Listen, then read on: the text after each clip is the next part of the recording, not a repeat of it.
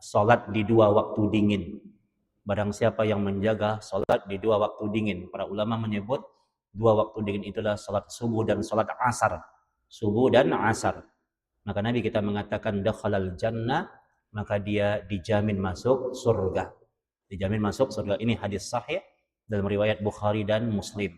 Maka Masya Allah, mudah-mudahan ketika mudahkan langkah kita untuk mudah-mudahan nanti Allah kembali mengumpulkan kita di Subhanahu wa ta'ala. Amin ya Allah ya Rabbal Alamin. Selawat dan salam mulia Nabi.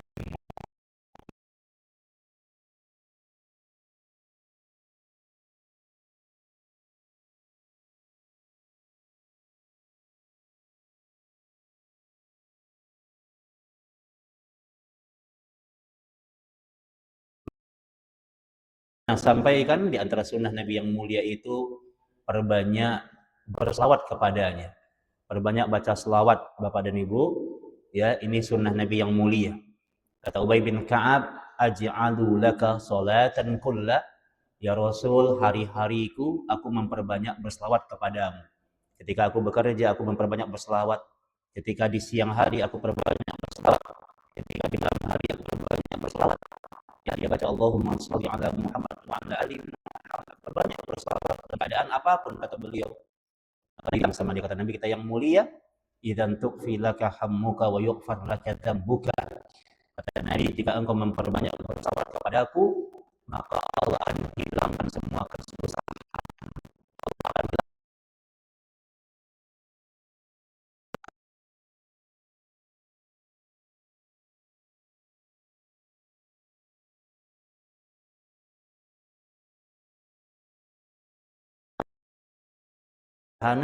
Tapi berselawat kepada Nabi yang mulia itu akan mengantarkan seseorang kepada surganya Allah Subhanahu wa taala. Jangan pernah menyepelekan amal. Nabi kita mengatakan la yahqirannal amal.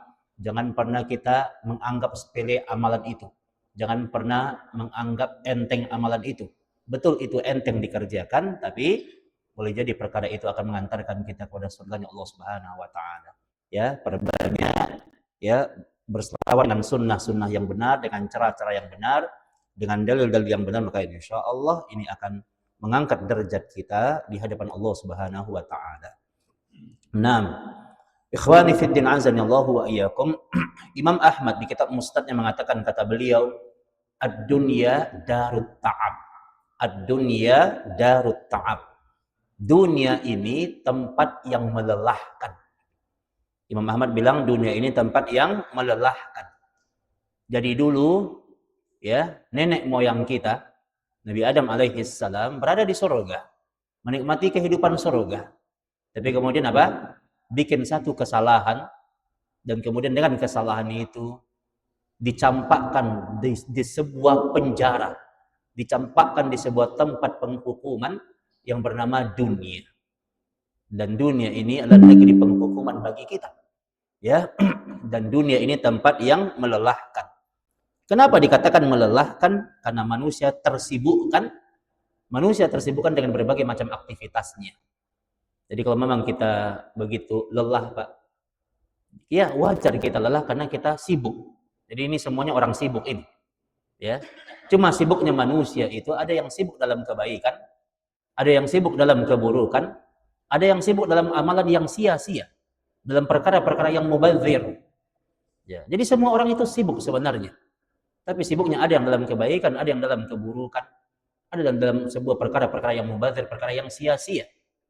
Dan ingat, apapun kesibukan kita, semuanya akan menjadi tanggung jawab di hadapan Allah Subhanahu wa taala.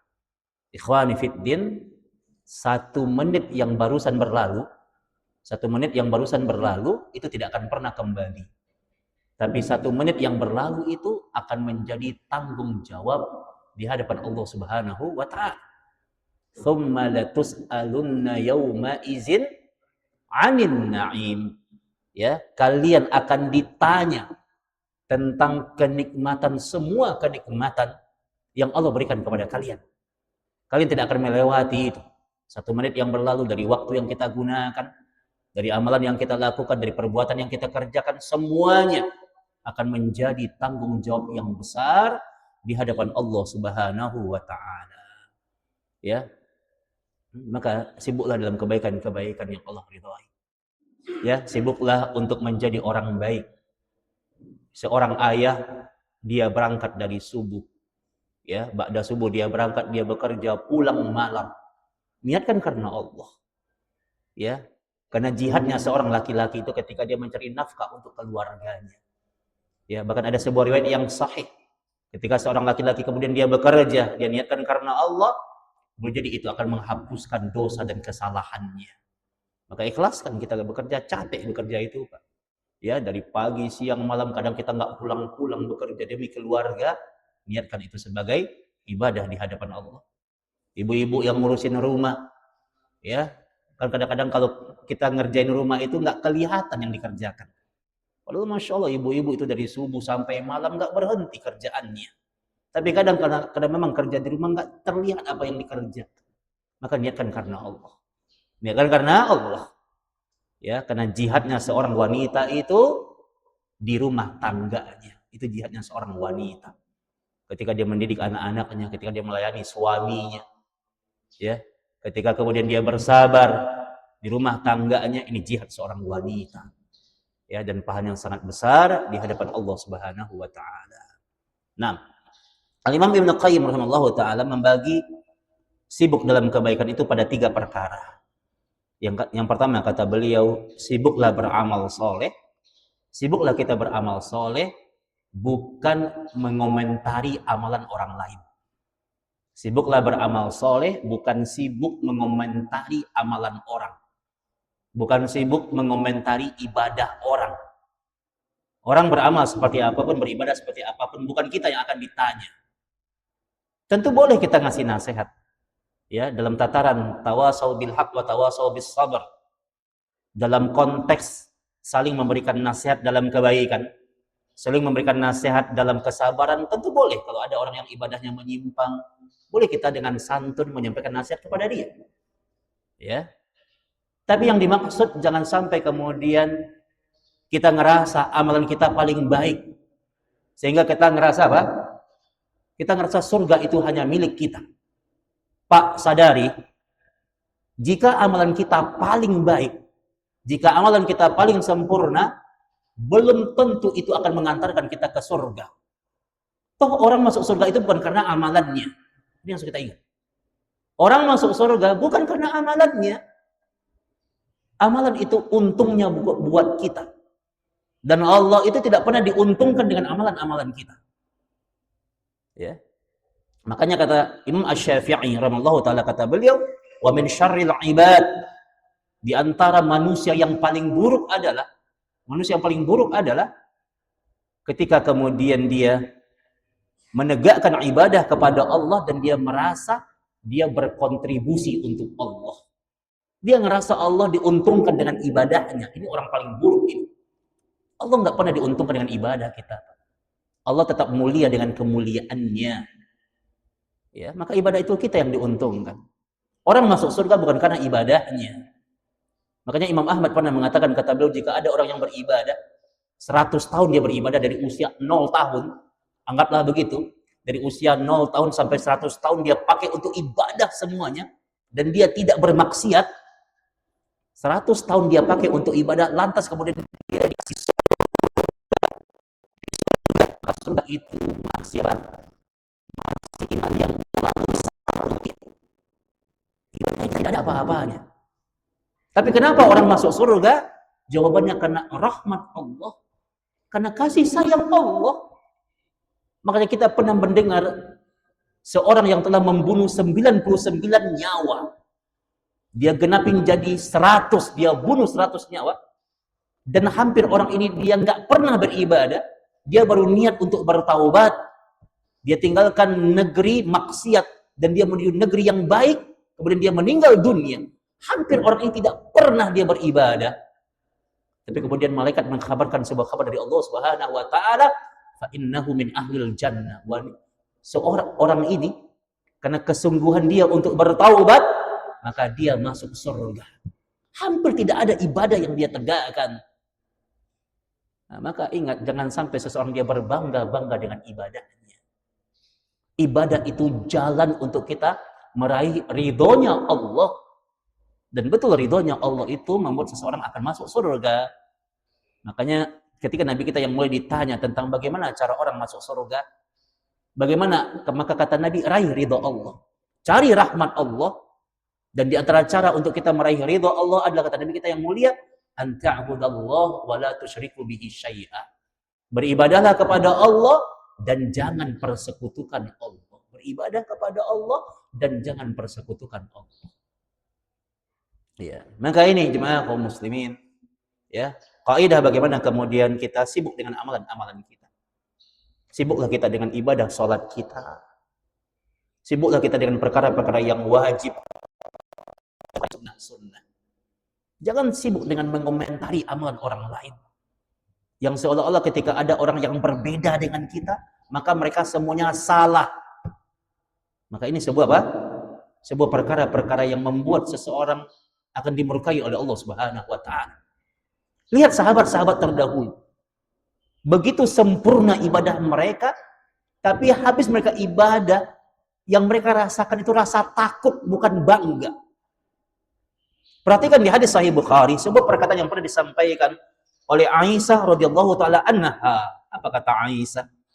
Kata Aisyah, orang dahulu, kata Aisyah, wahum yusallun. Mereka itu rajin sholatnya, yang wajib mereka tepat waktu mengerjakannya, yang sunnah-sunnah mereka sempurnakan semuanya. Wahum yasumun, mereka rajin puasa. Puasa wajib mereka laksanakan, yang sunnah-sunnah nggak ada yang mereka tinggalkan, orang dahulu, sahabat dahulu. Wahum yakumun, mereka rajin sholat malam. Bagi orang dahulu, tahajud qiyamul lail wajib bagi mereka. Tidak pernah mereka meninggalkan sholat malam. Wahum yatasaddaqun, mereka itu rajin bersedekah. Bayangkan, rajin sholatnya, rajin puasanya, rajin sedekahnya, rajin kemudian menegakkan puasa-puasa sunnah. Habis mereka beribadah, kata Aisyah, walakin yaqafun alla yataqabbalahu minhum. Sahabat dahulu habis mereka beribadah, mereka takut kalau dosa mereka nggak diampuni sama Allah, kalau ibadah mereka tidak diterima oleh Allah. Maka orang-orang yang ahli ibadah, yang Allah ridhoi, semakin rajin dia beribadah, dia makin ngerasa dia punya banyak dosa. Jadi di antara bentuk keberkahan hidup adalah ketika kemudian orang itu rajin beribadah, makin rajin dia beribadah, makin dekat dia dengan Allah, dia makin ngerasa dia punya banyak dosa. Banyak orang hari ini ketika dia rajin beribadah, ya, ketika dia rajin menuntut ilmu, tapi kerjaannya merendahkan orang lain, menganggap orang lain lebih buruk daripada dia, menganggap dia lebih baik daripada orang lain. Perhatikan perkataan Umar bin Khattab radhiyallahu taala anhu.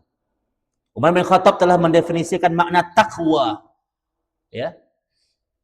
Dan takwa, kata Umar, ketika engkau menegakkan ketaatan kepada Allah dan engkau menganggap dirimu tidak lebih baik daripada orang lain. Ini perkataan disampaikan oleh Umar bin Khattab dalam kitab Aswar min Hayati Sahabat. Ya, takwa itu, kata beliau, ketika engkau semakin mentaati Allah, engkau makin dekat dengan Allah, dan engkau menganggap dirimu tidak lebih baik daripada orang lain. Ini makna ketakwaan, kata Umar bin Khattab radhiyallahu taala anhu. Maka ikhwani fiddin, sibuklah kita beramal saleh. Cek amalan-amalan kita. Apakah amalan yang kita kerjakan sudah dibangun di atas ilmu yang benar? Sudah dibangun di atas keikhlasan karena Allah? Sudah dibangun di atas ittiba' dengan sunnah Nabi yang mulia? Cek amalan-amalan kita. Cek ibadah kita. Sibuklah kita mengoreksi amalan-amalan kita. Sehingga kalau kita sibuk mengoreksi amalan-amalan kita, maka kita tidak punya waktu untuk mengomentari amalan-amalan orang lain. Ya. Maka ini kaidah Imam Ibnu Qayyim, orang yang sibuk itu ketika kemudian dia sibuk dalam kebaikan-kebaikan yang Allah ridhai, sehingga dia tidak punya waktu untuk mengomentari amalan-amalan orang lain. Maka ingat ikhwani fiddin azani Allahu wa iyyakum, Al-Imam Hasan Al-Basri rahimallahu taala, seorang ulama besar dari negeri Basrah, dia katakan, kata beliau, hatiku begitu tenang. Aku tahu rezekiku itu sudah ditetapkan oleh Allah. Rezeki kita sudah ditetapkan oleh Allah. Maka kata Imam Hasan Al-Basri, itu yang membuat hatiku tenang. Aku tahu rezekiku sudah ditetapkan oleh Allah dan itu membuat hatiku tenang. Dan aku tahu amalanku tidak akan pernah dikerjakan oleh orang lain. Amalanku tidak akan pernah dikerjakan oleh orang lain. Makanya aku sibuk beramal karenanya. Karena Allah Subhanahu wa Ta'ala. Nah, orang kan kebalikan hari ini. Orang kadang-kadang khawatir dengan rezekinya. Khawatir dengan sesuatu yang sudah Allah tetapkan gitu. Tapi ada orang yang dia tidak khawatir dengan amalan-amalannya. Ya, padahal amalan itu nggak ada yang bisa mengerjakan kecuali kita. Maka yang ikhwani fiddin, salah satu kebaikan-kebaikan yang Allah ridhoi adalah kata para ulama, ketika kita menyibukkan diri kita dengan perkara-perkara yang wajib, kita sempurnakan dengan perkara-perkara yang sunnah, dan kita menjauhkan diri kita dengan perkara-perkara yang haram tinggalkan. Ini orang yang sibuk beramal soleh, itu apa? Orang yang kemudian dia menegakkan yang wajib, dia sempurnakan dengan yang sunnah, dan kemudian yang haram dia tinggalkan. Yang haram tinggalkan. Nah, ini satu kaidah agar kemudian kita berada dalam kesibukan-kesibukan yang diridhoi oleh Allah Subhanahu wa Ta'ala. Ya. Ini yang pertama ya. Bagaimana seorang mukmin itu kemudian dia sibuk beramal soleh dan kemudian dia tidak sibuk mengomentari amalan orang lain. Kalau untuk mendakwahkan orang yang kemudian adanya kita ngerasa kok tidak sesuai dengan ilmu yang benar, sampaikan dengan cara yang baik. Ya. Tapi jangan kemudian kita memutuskan, wah ini kamu jadi penduduk neraka, ini surga. Itu bukan hak kita, Pak. Boleh jadi dia akan masuk surga, Pak. Ya, boleh jadi dia akan masuk surga. Nah, ini kaidah yang harus kita pahami. Ya, karena orang masuk surga itu bukan karena amalan solehnya, tapi karena Allah ridho kepadanya. Boleh jadi amalan itu kecil, Pak, kecil. Tapi kemudian amalan itu akan mengantarkan seorang kepada surganya Allah Subhanahu wa Ta'ala.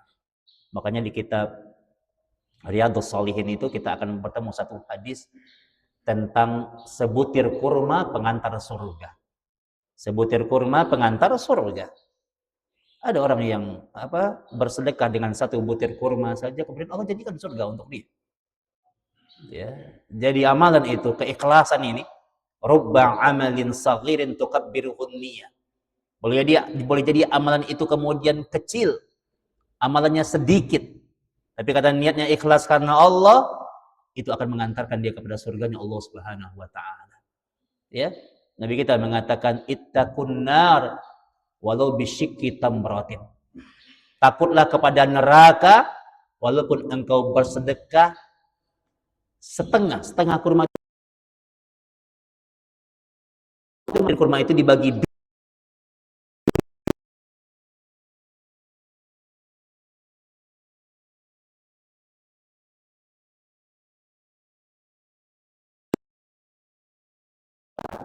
yang baik.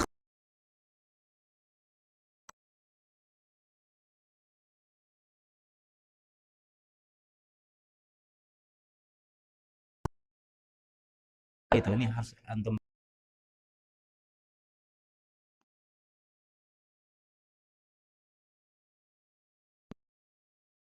Allah itu menentukan nilai pahalanya.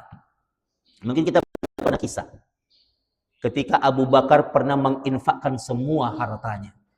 Nabi nanya sama Abu Bakar, ya Abu Bakar, apa yang kau berikan untuk agama Allah? Kata Abu Bakar, ya Rasulullah, aku telah berikan semua hartaku untuk agama Allah. Ya Umar, apa yang kau berikan untuk agama Allah? Umar bilang apa? Aku berikan setengah hartaku. Kata Umar, setengah hartaku telah aku berikan untuk agama Allah. Hadis ini dibahas oleh para ulama. Kata para ulama, boleh jadi secara nilai, secara nominal, itu sedekahnya Umar itu lebih banyak daripada Abu Bakar secara nilai. Karena Umar orang kaya di zamannya, Pak. Umar itu orang kaya. Pebisnis terbaik Umar itu. Secara nilai, Umar banyak nominal lebih banyak daripada Abu Bakar. Tapi yang Allah lihat apa? Bagaimana kemudian secara persentase Abu Bakar udah nggak punya apa-apa. Nabi kita mengatakan, kata Nabi kita SAW, boleh jadi 1 dinar, antum bayangkan nih, 1 dinar bisa mengalahkan 100 dinar. Ini hadis sahih Bukhari. 1 dinar, orang sedekah 1 dinar, itu bisa mengalahkan apa? 100 dinar. Apa makna dari hadis itu? Jadi boleh jadi ada orang yang dia punya harta, Pak. Ada 2 orang nih. Dia punya harta itu cuma 1 dinar doang. Cuma itu yang dia punya. Dia udah nggak punya apa-apa. Dia cuma punya 1 dinar saja. Dan itu yang dia sedekahkan, nggak punya apa-apa lagi dia. Tapi orang yang sedekah 1.000 dinar. Di rumahnya dia masih 100 dinar yang dia keluarkan, dia masih menyisakan di rumahnya. Maka ini kaidah kata para ulama, yang Allah nilai itu adalah persentase. Jadi orang bersedekah kemudian dia 1 butir kurma, tapi dia nggak punya apa-apa lagi dia. Ini menunjukkan kepada kita agar kita jangan pernah menyepelekan amalan soleh. Ya. Jangan pernah kemudian kita menganggap amalan soleh. Karena boleh jadi perkara itu akan berbeda nilainya di hadapan Allah Subhanahu wa Ta'ala. Kita nggak tahu. Di hadapan kita nggak tahu. Menjadi orang yang kemudian dia tidak dikenal di bumi, ya, kemudian dia tidak dikenal, jadi dia dianggap orang biasa saja, tapi dia mulia di hadapan Allah Subhanahu wa Ta'ala. Maka ingat, ketika kita kemudian beramal soleh, berbuat kebaikan, maka mudah-mudahan perkara ini semakin melembutkan hati-hati kita. Ya, jadi amalan soleh itu bukan untuk disombong-sombongkan, bukan untuk dibangga-banggakan, tapi kita berharap kepada Allah Subhanahu wa Ta'ala agar setiap kebaikan-kebaikan yang kita tegakkan menjadi kebaikan-kebaikan yang Allah ridhai dan menjadi apa? Bekal terbaik kita untuk kita berjumpa dengan Allah Subhanahu wa Ta'ala. Ini janji Allah Subhanahu wa Ta'ala. Man 'amila shalihan, na'udzubillahi minasyaitonir rajim. Man 'amila shalihan min dzakarin aw untha wa huwa mu'min, falanuhyiyannahu hayatan thayyibah. Barang siapa yang kemudian dia beramal saleh, dia berbuat baik, dia sibuk dalam kebaikan, maka janji Allah akan berikan kepada dia hayatan thayyibah. Allah akan berikan kepada dia kehidupan yang baik. Ya, kehidupan yang penuh keberkahan. Kalau dia beramal baik karena Allah, mencari keridhaan Allah, maka janji Allah akan berikan kebaikan untuk dia. Ya, dunia dan akhirat, dan Allah akan muliakan dia di hadapan manusia-manusia yang lainnya. Nah, yang kedua, ya, orang-orang yang sibuk dalam kebaikan itu, ya, adalah orang-orang yang kemudian dia sibuk menangisi dosa-dosanya. Orang yang dia sibuk menangisi dosa-dosanya dan bukan untuk membuka aib orang lain. Jadi orang yang kedua adalah apa kesibukan kita? Dan kesibukan dalam kebaikan itu adalah, yang kedua adalah ketika orang kemudian dia sibuk menangisi dosa-dosanya dan kemudian dia tidak disibukkan untuk membuka aib orang lain. Jadi kalau yang pertama tadi dia sibuk beramal soleh dan dia tidak disibukkan untuk mengomentari amalan orang lain. Yang kedua, dia sibuk menangisi dosa-dosanya, dan kemudian dia tidak disibukkan untuk membuka aib orang lain. Sadarilah wahai jemaah kaum muslimin, semua kita ini pasti punya aib. Seorang ulama yang terjaga akidahnya, terjaga ibadahnya, terjaga akhlaknya. Imam Ahmad bin Hanbal rahimallahu ta'ala, ketika dia mengangkut kayu, dia beli kayu dari pasar, dia angkut, dia pikul kayu itu dengan pundaknya, dan kemudian dia berjalan di tengah-tengah pasar sambil mengangkut kayu itu. Semua muridnya, semua orang pasar datang, nggak tega seorang guru mengangkut kayu itu. Semuanya menawarkan, ya Imam, sini kayu itu kami yang bawa. Semuanya nawarin begitu. Nggak tega seorang guru besar, ulama besar ngangkut kayu. Ditawarin oleh muridnya, ya Imam, sini kayu kami yang angkut. Tapi kemudian beliau berlalu, kata beliau, tinggalkan, biarkan aku yang angkut kayuku sendiri. Sampai di rumahnya, dia tutup pintunya, dia tutup jendela rumahnya, kemudian dia menangis di kamarnya. Dan dia mengatakan, kalaulah manusia tahu bagaimana aibnya Ahmad bin Hanbal, bagaimana dosanya Ahmad bin Hanbal, tidak ada satupun yang menawarkan bantuan untuk ngangkut kayu, kata Imam Ahmad. Dia nangis dia. Bayangkan antum, seorang ulama yang terjaga saja, dia masih merasa dia punya kesalahan, punya kekhilafan, punya aib. Apalagi kita, Pak. Ya, kita kan terlihat sempurna bagi orang, itu karena Allah yang maha hebat, ya, yang telah menutupi aib-aib kita. Kita terlihat baik, terlihat soleh, terlihat soleha, itu karena Allah yang maha baik, yang menutup aib-aib kita. Mira ikhwani fiddin, kalau kita menemukan satu aib di saudara-saudara kita, tutup. Tutup aib itu. Ya.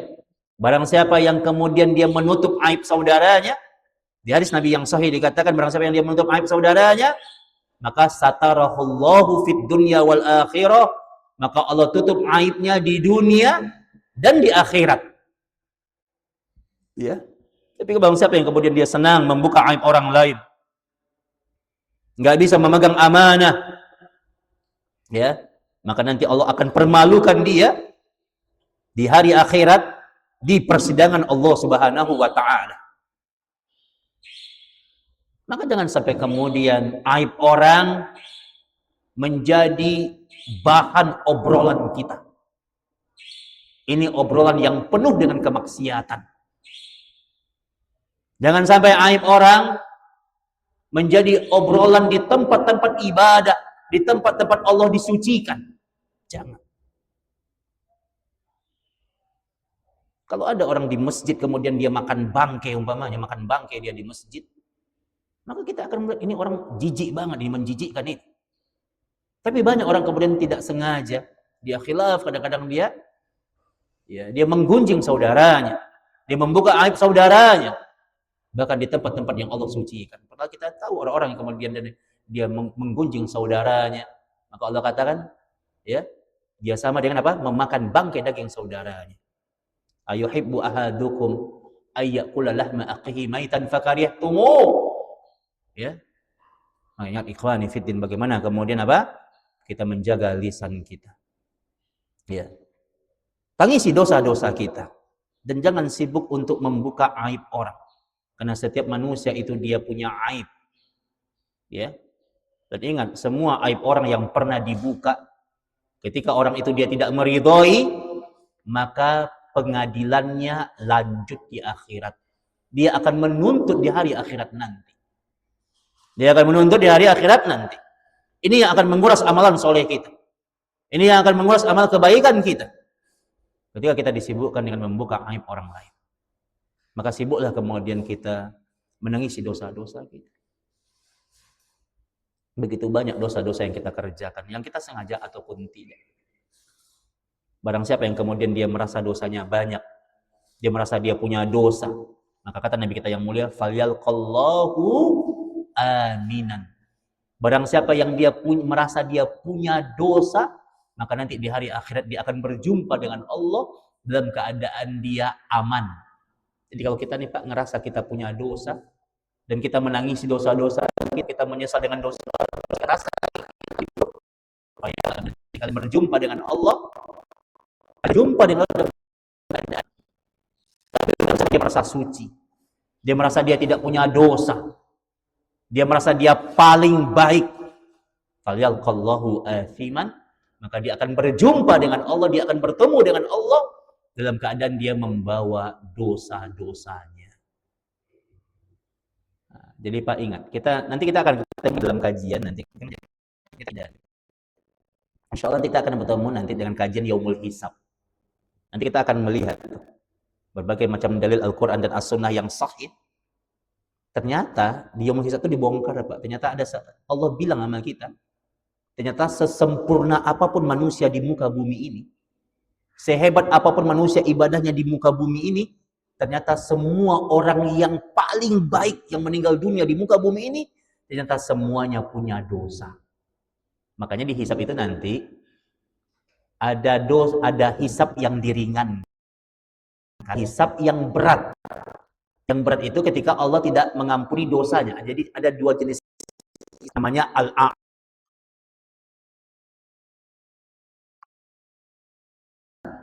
Yang berat itu yang Allah nggak mengampuni dosanya. Yang ringan itu yang Allah ampuni dosanya dan Allah masukkan dia ke surga. Dan nggak ada tuh cerita, oh dia nggak punya dosa, nggak ada. Tapi bedanya yang masuk surga dengan yang nggak masuk surga itu karena Allah mengampuni dosa-dosanya. Berarti dia punya dosa. Jadi nggak ada Pak. Apalagi zaman sekarang nih. Ya, huru-hara akhir zaman, fitnah akhir zaman luar biasa Pak. Kita baru buka jendela rumah kita aja udah dosa yang kelihatan. Orang dulu Pak, itu menjadikan rumah itu tempat ibadah kedua setelah masjid. Jadi orang dulu kalau mau bikin maksiat itu rumah, baru mau maksiat. Baru mau maksiat, Pak. Kalau udah masuk rumah aman. Masuk rumah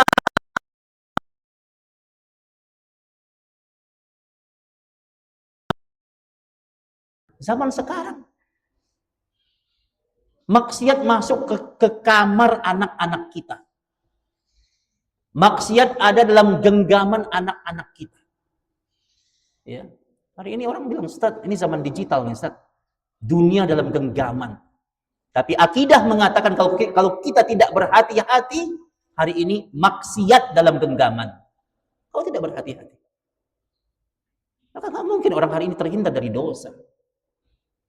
Ya cuma ada yang kemudian dimaafkan oleh Allah. Makanya Al-Imam An-Nawawi rahimahullah ta'ala kata beliau, jika ada manusia melakukan dosa berulang kali 1000 kali.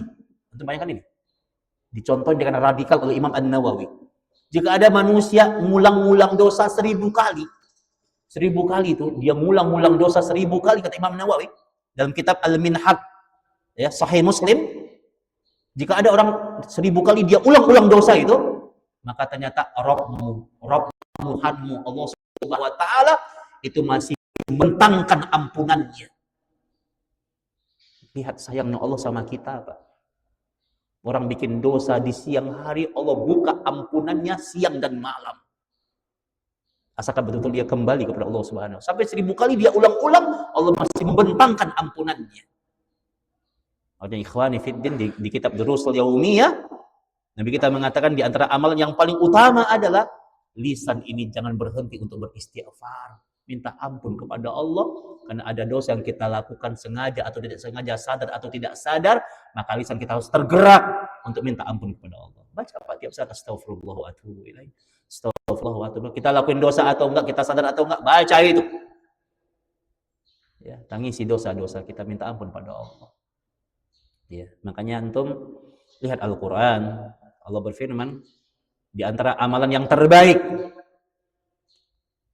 di waktu sahur. Di waktu sahur ini. Ingat, sahur itu tidak hanya identik untuk makan. Sahur itu nama waktu.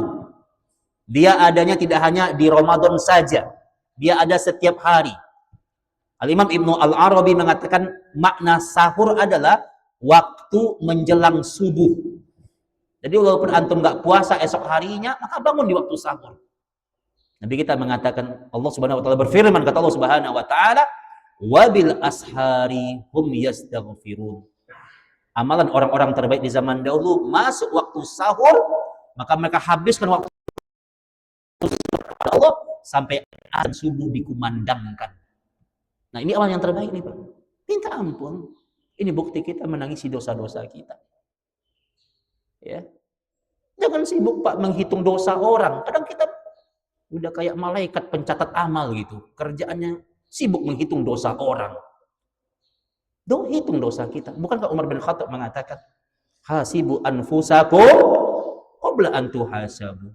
Hitung diri kalian sebelum Allah yang menghitungkan kalian, memperhitungkan kalian.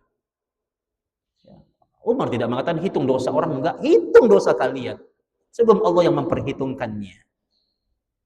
Ya, ikhwani fiddin, maka sadarilah kita adalah makhluk yang tidak luput dari dosa dan kesalahan. Saya pernah katakan, iblis yang membuat Adam keluar dari surga, Nabi Adam alaihi salam keluar dari surga, iblisnya masih ada sampai sekarang.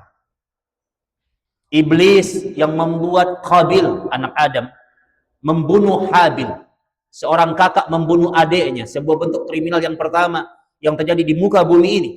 Sampai Nabi mengatakan setiap pembunuhan yang terjadi di muka bumi sampai nanti kiamat ditegakkan, maka Qabil dapat dosa jahnya karena dia yang mencontohkan pertama.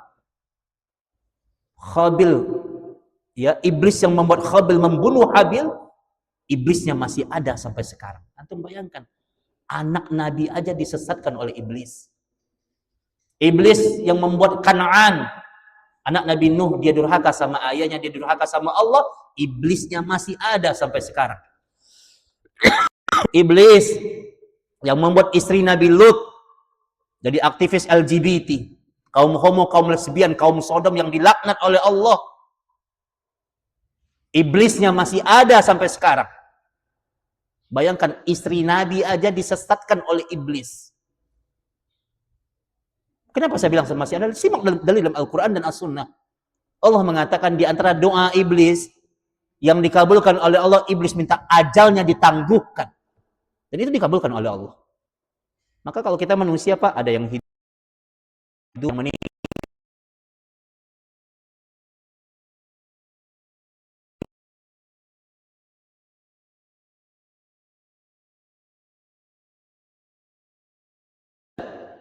Ya. Dan sampai kiamat nanti ditegakkan, dia terus tumbuh, nggak mati-mati, Pak. Boleh jadi kata para ulama, kita satu orang manusia, boleh jadi ada ribuan iblis yang menggodanya. Kebayang nggak tantangan kita zaman sekarang? Dan antum ingat, iblis yang kita hadapi, iblis yang punya pengalaman panjang, yang telah menyesatkan keluarga para nabi. Iblis yang udah punya jam terbang yang banyak, dan dia berhasil menyesatkan keluarga para nabi. Ini adalah disebutkan fitnah akhir zaman, huru-hara akhir zaman. Maka yakin, Pak, kalau Allah bukan karena rahmat Allah, Pak, kalau Allah bukan karena rahmat Allah, bukan karena kasih sayang Allah, nggak mungkin kita bisa nyampe ke masjid ini, Pak. Makanya kata Ibnu Mas'ud, apa kata beliau? La haulatu bimaksiyatillahi illa bi'usmatihi. Kalian itu nggak akan pernah bisa terhindar dari maksiat kecuali Allah yang menghalanginya. Wala quwwata ta'atillahi illa bima'unatihi. Dan kalian itu tidak akan pernah bisa menegakkan ibadah kecuali Allah yang menolong kalian. Kita bisa berhimpun. Apa yang harus kita banggakan? Allah kok yang nolongin kita. Kita bisa terhindar dari maksiat karena Allah yang menghalangi kita. Allah sayang sama kita. Makanya kalau kita ngeliat ada saudara kita yang masih bermaksiat, jangan benci mereka, nasihati mereka. Mereka saudara kita. Benci sama maksiatnya, jangan benci sama orangnya. Itu kaidah kata para ulama gitu. Karena kita pun bisa terhalangi dari maksiat karena Allah yang menghalangi kita. Jadi kalau melihat orang maksiat, ahli maksiat, ya, maka jangan benci sama mereka, Pak. Nasihatin mereka, dakwahkan mereka. Dan bersyukur karena Allah menghindari kita dari kemaksiatan itu. Nah, ini kaidah. Kawan, bagaimana kemudian apa? Kita menangisi dosa-dosa kita dan jangan sibuk kemudian untuk membuka aib-aib orang lain. Yang ketiga, yang terakhir, ya. Di sini kita tanya jawab. Yang terakhir, yang ketiga adalah, ya, kata para ulama, sibuklah kemudian kita menjadi orang-orang yang bermanfaat. Dan jangan sibuk memanfaatkan orang lain. Imam Qayyim mengatakan, sibuklah menjadi orang yang bermanfaat. Dan orang mukmin itu jangan sibuk memanfaatkan orang lain. Antum mungkin pernah dengar kisah ketika Nabi hijrah dari Mekah ke Madinah, maka Nabi mempersaudarakan Abdurrahman bin Auf. Dia orang kaya di Mekah dia. Orang kaya di Mekah dipersaudarakan dengan sebuah nama besar, seorang nama besar. Siapa saudaranya Abdurrahman bin Auf? Namanya Sa'ad bin Rabi'. Ini orang kaya di Madinah. Orang kaya di Madinah, ya, tokoh Madinah. Tapi Masya Allah, kita kalau antum pernah baca kisah Sa'ad bin Rabi' itu, dia meninggal dunia, Pak, pada peristiwa Uhud. Itu Masya Allah.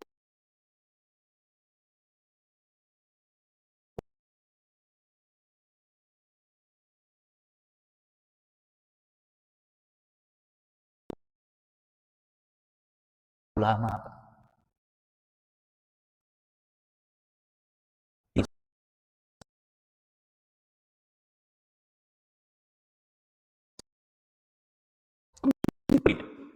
Sama Zaid bin Sabit. Kemudian kata Zaid bin Sabit, ya Sa'ad, kata dia, begitu hebat perjuanganmu. Dia tersenyum, dia nggak nangis. Zaid yang menangis melihat dia. Kemudian kata Sa'ad bin Rabi', wahai Zaid, kata dia, nanti engkau akan pulang ke Madinah. Dan bilang sama orang-orang Madinah itu, kata dia. Bilang sama orang Madinah itu, kata dia, la udhrah,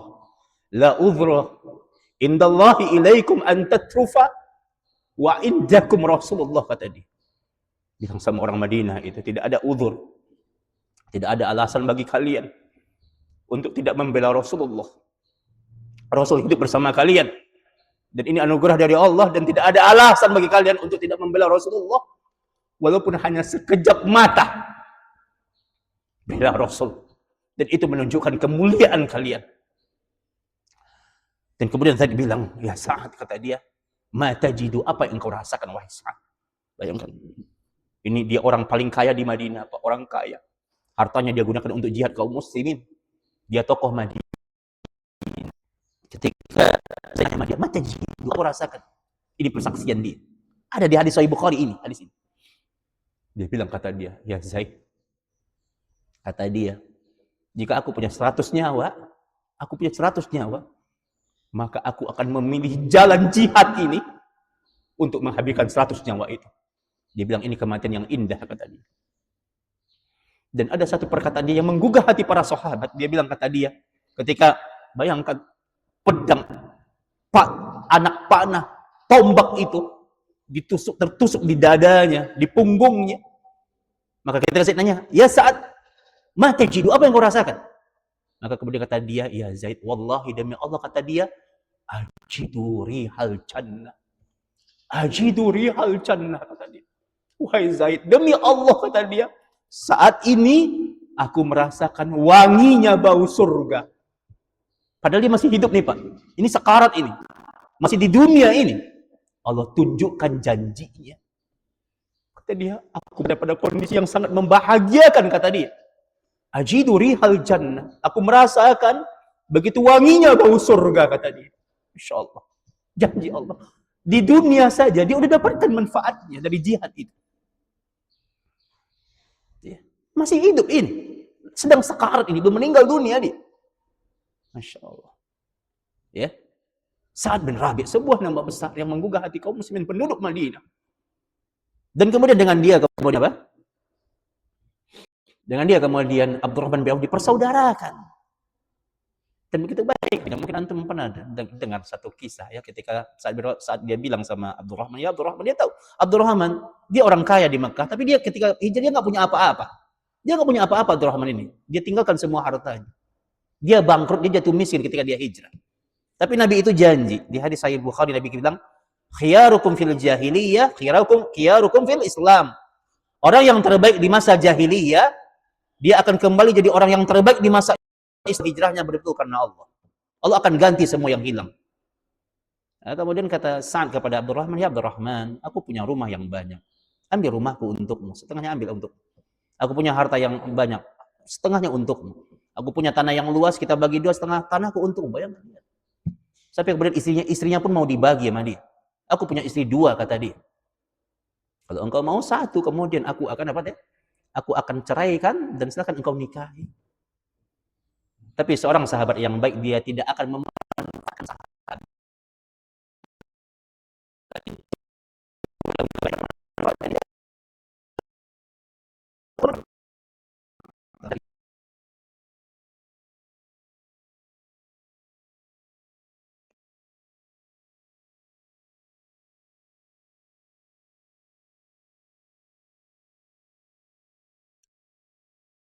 Orang yang terbaik di masa jahiliyah, dia akan kembali terbaik di masa Islam. Kalau betul-betul dia menjadi orang baik itu, niatnya karena Allah. Oke, ikhwani fiddin, kesimpulan dari kajian kita hari ini, jadilah orang baik, kebaikan-kebaikan, walaupun risiko jadi orang baik itu, hidup kita tidak akan pernah baik-baik saja. Ya, risiko jadi orang baik, hidup kita tidak akan pernah baik-baik saja. Ketika kita jadi orang baik, mungkin kita akan banyak dicela oleh orang. Ketika kita jadi orang baik, mungkin kita akan dihina sama orang. Orang baik itu hidupnya tidak akan pernah sepi dari ujian. Karena ingat, jalan surga itu bukan jalan tol yang mulus. Jalan surga adalah jalan yang penuh dengan ujian, ya, yang penuh dengan penderitaan, ya. Bahkan kata Imam Ahmad, kata beliau, kalau ada orang yang hidupnya baik-baik saja, nggak pernah diuji, nggak pernah dapat cobaan, maka dipertanyakan keimanannya. Dipertanyakan keimanannya. Kalau cara hidup yang santai, anteng, nggak pernah diuji, itu cara hidup yang terbaik. Itu cara hidup yang terbaik. Jika hidup anteng, santai, nggak pernah diuji, itu cara hidup yang terbaik, mungkin Allah akan ngasih kepada Nabi dan Rasul. Tapi Allah nggak ngasih itu kepada mereka. Ingat, cara hidup Nabi dan Rasul itu adalah hidup yang penuh dengan ujian. Maka sejarah terkuak di hadapan kita, para Nabi dan para Rasul, hidup mereka itu tidak pernah sepi dari ujian. Maka bersabarlah wahai orang baik. Ya, kalau kita diuji, itu cara Allah agar dekat dengan kita. Dengan ujian, kita makin memperbanyak beristighfar, makin ingat dengan akhirat, ya makin tidak berharga dunia ini di hadapan kita kalau kita diuji oleh Allah.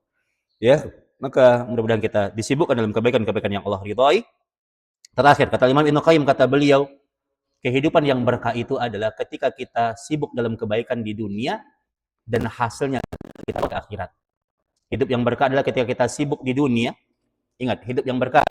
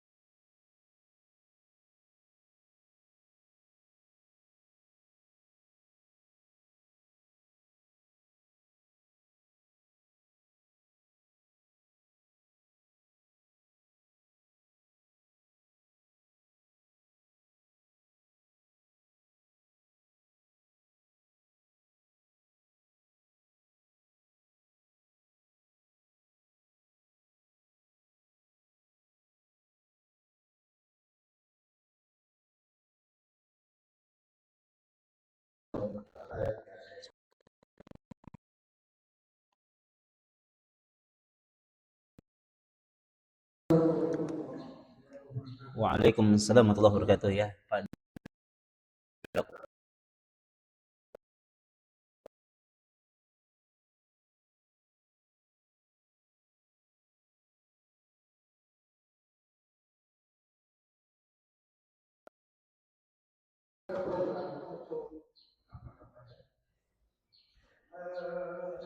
Memakmurkan musik-musiknya untuk anak. Kita menganjurkan dan mengajak jemaah untuk mengajarkan anak-anaknya untuk sholat berjamaah agar apa anak-anak itu diajarkan mencintai masjid sejak kecil. Masya Allah. Pertanyaannya, bagaimana hukum atau dalil anak-anak itu sholat berjamaah? Nah.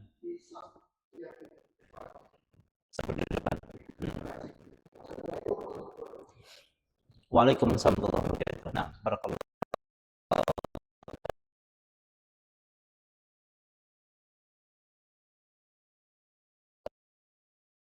Cara kita menjawab ini semuanya adalah bagaimana kemudian kita mencontoh ya.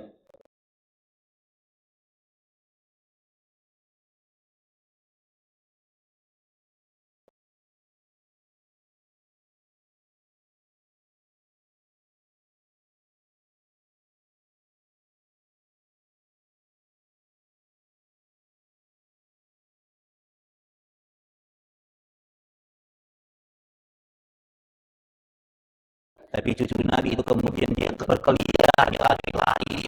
Tapi kemudian imam saja itu kemudian dia tunggangi. Sampai kemudian Nabi itu melamakan sujudnya. Dan ini hadisnya sahih. Bisa kita baca dalam riwayat Bukhari hadis ini. Dan ada di kitab Sahih Fikih Sunnah. Ya, kemudian para sahabat kemudian ketika Rasul sujudnya lama, sahabat mengira wahyu turun gitu. Maka habis sholat ditanya, "Ya Rasul, kenapa engkau melamakan sujud?" Maka Nabi kita yang mulia mengatakan bahwa tadi ketika aku sujud maka punggungku ditunggangi oleh Hasan dan Husain, oleh cucuku, dan aku tidak mau mengusik kesenangan mereka. Aku tidak mau mengusik kesenangan mereka. Mereka sedang bersenang-senang duduk di atas punggungku, maka aku lamakan gitu. Ikhwani fiddin, salat itu ibadah kepada Allah. Tapi membuat anak-anak senang dan bahagia ini juga ibadah. Bermain bersama anak-anak juga ibadah. Makanya Nabi pernah marah kepada seseorang yang kemudian dia selalu memarahi anak kecil. Selalu marah sama anak kecil. Maka Nabi katakan, "Man la yarham la yurham." Siapa yang tidak menyayangi anak di bumi, maka Allah yang di langit nggak sayang sama dia. Maka ingat, pertama kaidahnya adalah ajaklah anak-anak ke masjid. Jika di masjid ini tidak ada anak-anak, boleh jadi kita telah kehilangan generasi yang akan membangun peradaban umat ini. Nasihat yang pertama adalah ajak anak-anak. Yang kedua, ketika anak-anak diajak, ajarkan anak itu tentang adab. Ajarkan anak tentang adab. Jangan sampai muncul generasi yang lebih menghormati mall ketimbang masjid. Dia kalau masuk mall, dia bisa Dia apa? Dia kalau masuk, dia masuk kantor bisa taruh. Tapi banyak anak-anak hari ini kemudian masuk, kemudian apa, lari-larian, ngobrol. Ini juga tidak tepat. Kalau kita bilang udah biarin aja, nggak tepat juga itu. Ajarkan anak adab. Ya, alimuhum wa adibuhum. Ajarkan mereka agama, ajarkan mereka adab. Dan dalam Islam dikatakan adab itu lebih tinggi daripada ilmu. Jadi nasihat yang kedua untuk semua orang tua yang ngajak anak, ajarkan adab. Kadang ada orang tua dalam realitas begini. Anaknya berisik di rumah. Marah orang tuanya. Udah sana lu kerja. Gitu ya. Jadi masjid jadikan tempat untuk berisik gitu. Karena udah nggak kuat apa? Berisik di rumah. Ini nggak tepat. Dan bikin satu aturan. Aturannya adalah anak-anak yang sholat di masjid, maka disarankan orang tuanya ikut mendampinginya.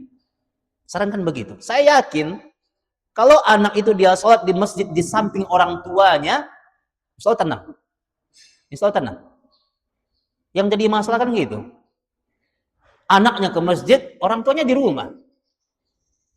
Ya, kecuali kalau memang kondisi yang umpamanya orang tuanya apa, ibunya umpamanya dia ibu apa, orang tuanya akhwat ibu gitu ya. Dan bapaknya nggak ada gitu. Nah, itu kita maklumi ya, Pak ya. Nah, kita yang ada.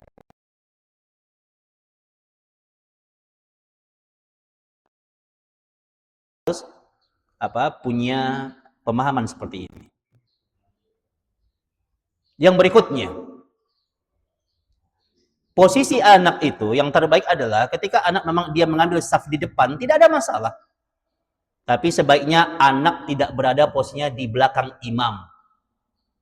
Karena di belakang imam itu kalau kita baca hadis yang sahih, itu memang harus orang-orang yang alim. Ya, orang-orang yang kemudian dia jika imam punya kesalahan, dia bisa membetulkan. Dan lihat, di zaman Nabi itu yang di belakang Nabi itu bukan sahabat yang biasa ya. Di belakang Nabi itu Umar bin Khattab, Abu Bakar gitu ya. Jadi kalau memang anak itu memang dia harus ngambil saf di depan, pokoknya karena mungkin dia datang duluan gitu ya. Ada beberapa kaidah yang harus kita pahami, Pak. Yang pertama, anak yang di depan dia memang anak yang tertib. Kita kan tahu ya, anak-anak yang sering ke masjid siapa yang tertib gitu. Memang tidak ada masalah, Pak.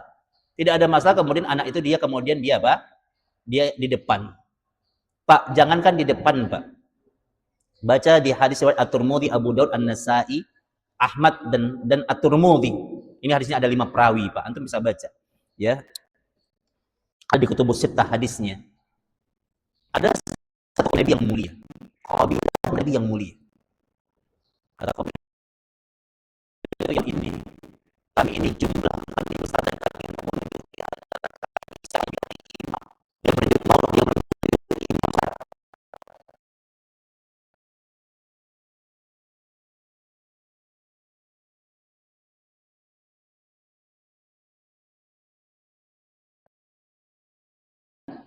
Nabi nanya, siapa di antara kalian yang lebih fasih bacaannya? Maka kata kepala kabilah itu dia bilang, ya Rasul, ada yang fasih bacaannya tapi dia anak kecil. Ada di antara kami ini yang fasih bacanya tapi dia anak kecil. Maka Nabi kita mengatakan tunjuk jadi imam. Karena dia yang paling bacaannya. Makanya kalau kita baca dalam nas Al-Quran dan As-Sunnah, yang paling afdal jadi imam adalah orang yang paling fasih bacaannya. Baru yang lainnya, Pak. Baru yang paling tua, baru yang ini. Tapi yang syar'i jadi imam apa? Anak kecil yang fasih baca, dia yang diangkat jadi imam. Dan ini yang sahih. Jadi jangankan di level pertama, Pak. Jadi imam pun anak kecil boleh, Pak. Ini kaidah. Ya. Tapi ingat yang tadi, jangan sampai kemudian semangat untuk anak-anak saf di saf pertama itu jangan sampai kemudian mengalahkannya. Lihat anak kecil yang mana dulu yang di depan itu. Kalau bisa anak kecil yang kemudian dia paham tentang saf gitu. Kadang-kadang anak itu dia sholat, dia sambil pelangak-pelongo, dia sambilnya. Kalau itu jangan di depan dia. Ya, tapi kalau dia udah memahami, dia udah bisa tertib, nggak apa-apa. Tapi saya sarankan jangan persis di belakang imam. Mungkin dia bisa di pinggir. Dia bisa anak kecilnya. Ya, kan yang Nabi suruh jangan larang dilarang. Anak-anak itu ke masjid jangan dilarang. Ya. Kecuali kalau memang dia mudaratnya besar. Punya dia di masjid dia apa? Nah, itu biarin gitu. Nanti orang tuanya bilang, kalau kamu nggak tertib, kamu nggak boleh ke masjid dulu ya, sampai nanti kamu belum tertib. Kan Nabi mengatakan ajak dia ke masjid. Tidak mesti dia harus di saf yang terdepan gitu. Kalau memang memilih di depan pun suruh dia di pinggir, suruh dia di pinggir. Ya, nah, jadi Nabi kita mencontohkan, ya silahkan gitu ya. Dan memang apa kaidah sholat itu anak-anak kecil yang kemudian diajak ke sholat itu kan ada beberapa tahapan usia. Dalam Islam itu ada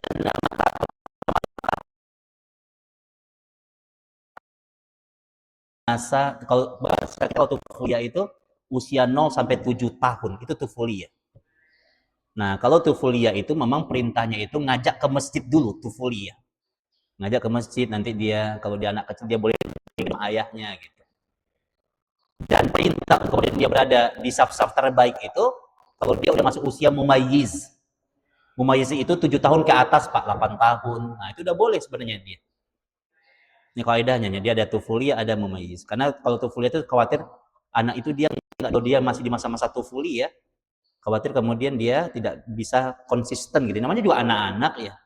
Kayak kita kayak kayak nggak pernah jadi anak-anak aja gitu kan. Kita kan mungkin boleh jadi perangai kita dulu lebih lebih apa? Lebih ngerecokin mungkin ya gitu ya.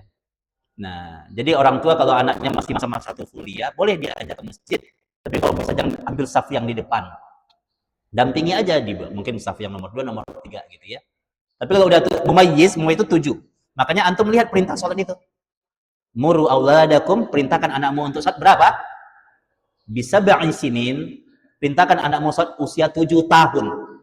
Wadribuhum, pukul dia dengan pukulan yang mendidik. Pukul dia bi asyri sinin. Kalau dia masih nggak sholat dan usianya udah 10 tahun, maka pukul dia. Maka 10, 7 sampai 10 itu menunjukkan usia mumayyiz, Pak. Nah, jadi kalau udah 8, 9 itu boleh dia di depan. Ini hadis yang mengatakan ini. Ya. Bahkan dia udah bisa jadi imam kalau bacanya terbaik di usia mumayyiz. Habis mumayyiz baru ada namanya usia murahik. Murah itu adalah usia prabalik. Prabalik itu adalah usia 10 sampai 15. Nah, kalau udah masuk 15 tahun maka baru masuk usia balik. Maka dalam Islam dikatakan zaman dahulu nih, zaman dahulu itu anak itu dinafkahi oleh orang tua sampai usia 15 tahun. 15 tahun mereka mandiri. 15 tahun mereka itu kaidah. Misalkan anak ya,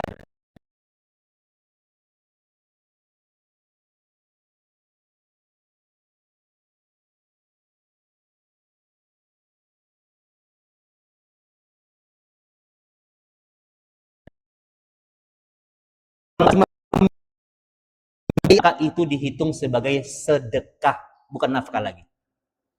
Nah, kan 15 tahun anak mungkin baru masuk kelas 1 SMA mungkin. Ya, mungkin baru masuk kelas 10 kan. Masa kita nggak biayai stat gitu kan? Secara kaidah Islam itu dihitungnya sedekah sebenarnya. Makanya orang dahulu tuh 15 tahun mereka sendiri gitu. Maka ajaran kan anak-anak biar biasa bisa bersyukur. Bilang, nah sebenarnya kalau dalam aturan Islam, mak, sebenarnya bapak ini nih udah nggak memberi. Oh iya, berarti memang apa?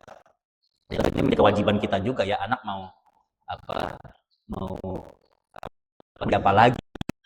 Kan, maka itu kan ada sedekah. Kaidahnya begitu. Diambil dari tahun usia. Gitu ya.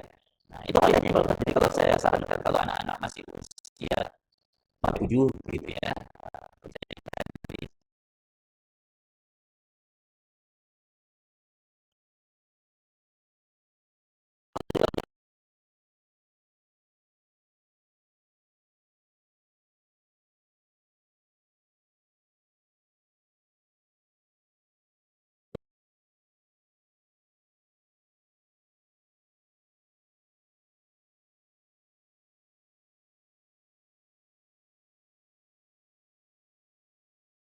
Ya.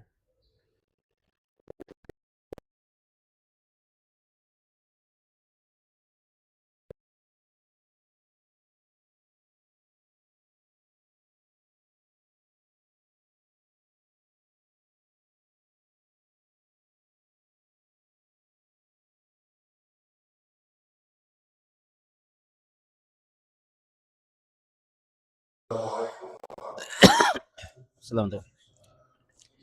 Dan kalau tadi sudah syukur hari ini kita masuk barisan Allah.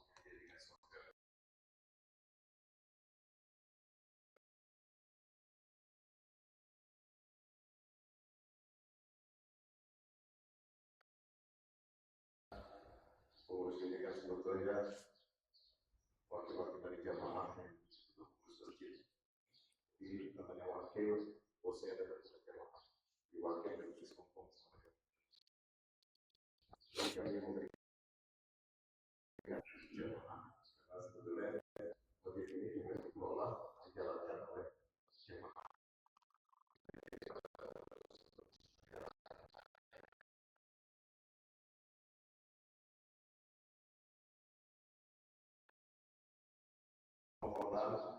Agar masjid kita ini tidak terkena usul karena program retensi atau kolom retensi. Tadi sudah disampaikan ke retensi, kemudian sudah disampaikan dan terus sampai hari ini belum respon jawaban resmi. Tapi pernah Pak Erwin itu mendengar dari orang PBSI sekali lagi pernah mendengar nomor jawaban resmi dan surat itu direspon positif. Jadi apa yang kita sampaikan seperti tidak terjadi komunikasi di atas kita. Karena jamaah kita ini ada yang sangat menginginkan rupanya kena khusus. Ya. Ada yang sangat menginginkan yang tidak ingin rumahnya digusur pasti mati. Karena nggak mungkin digusur jauh. Jadi jamaah kita ini ada yang rumahnya pengen digusur, sudah capek kena banjir itu. Tetapi ada yang menginginkan masjid ini juga tetap ada. Karena kalau salah secara garis itu masjid kita terkena setengah. Oh, jadi kalau kena setengah, kena setengah itu tentunya itu akan diambil rumah. Nah yang didengar adalah yang kita usulkan itu MRG dengan tanda tangan jamaah. Pertama, kita tidak menolak program itu. Karena kalau menolak, berarti kita mendolimi orang yang menginginkan aman. Kena musibah, jadi kena musibah. Tapi kita menginginkan mengajukan pertama kita mendukung program ini. Mendukung program ini untuk masyarakat umat. Hanya kita mengusulkan dua hal. Jadi bapak-bapak tanda tangan surat ini di konsep seperti ini. Pertama yang diusulkan adalah karena masjid ini dan warga sekarang tanda kali ini bukan terkena kolam retensinya, tapi kena buffer zone. Buffer zone itu adalah area sekeliling danau. Jadi yang digali adalah sungai ke arah tanah kosong. Jadi kena buffer zone. Nah yang kita lakukan adalah supaya masjid ini menjadi bagian dari buffer zone. Dengan kalimat-kalimat yang kritis lah bahwa disuruh ada sana buffer zone, sini ada sini ada keindahan dan sebagainya. Itu yang kita usulkan menjadi bagian dari buffer zone. Kedua, jika memang tidak bisa, maka kita usulkan di lokasi itu. Di lokasi itu juga kita catatkan dengan harapan dibentuk tim yang tim itu nanti bagian dari pengurus lingkungan dan desa. Dan kita minta duduk bersama, bisa dan dibangunkan, tidak cuma uang. Karena kalau terima uang bisa catat seperti PG kan, jadi maksudnya ke masjid lagi keamanan. Itu usulan yang disampaikan. Dan sepertinya dilakukan positif. Kemudian sampai sekarang belum ada jawaban resmi tapi ada respon positif. Kemudian beberapa kali ini saya mendengar biasa ada satu waktu oh kolamnya nggak jadi, oh jadi tapi dipersempit. Ini juga belum ada informasi resmi dari kadus kalau dusun kita yang dikonfirmasi itu belum ada jawaban resmi. Semuanya masih kemungkinan ya mungkin kemungkinan jadi kemungkinan terjadi dan kemungkinan juga pemerintah kita sekarang sedang sibuk ngurusin toko-toko. Jadi duitnya juga diambil alih Elvitsus dan sebagainya. Jadi kita doakan aja ya orang-orang yang seperti ini cepat mendapat mana istiqlal. Masya Allah. Itu yang pertama. Kemudian yang kedua yang saya sampaikan juga bahwa Jazakumullah khairan katsiran, kita program kita setiap Jumat menyediakan menu makan siang bagi jamaah. Makin hari makin banyak peminatnya, makin hari makin terorganisir. Masya Allah. Jadi kami ya kita semua sepakat ini tetap jalan. Jadi semua yang kita kumpulkan dari jamaah sebelumnya kita akan berjumat barokah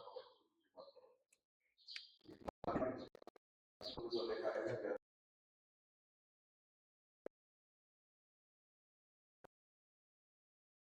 dari kebaikan makhluk.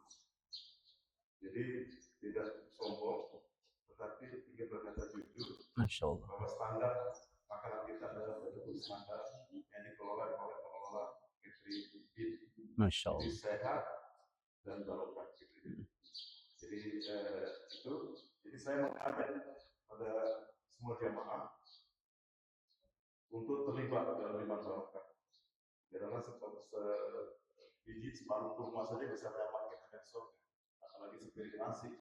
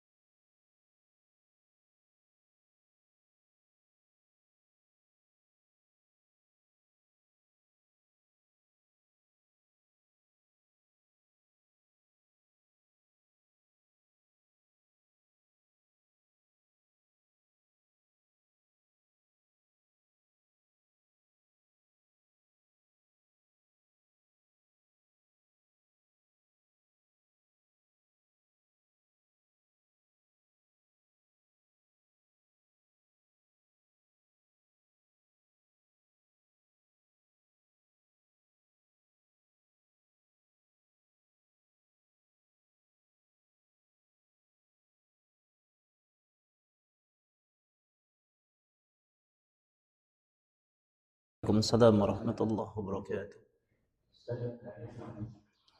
Jemaah semuanya, mari kita tundukkan hati-hati kita.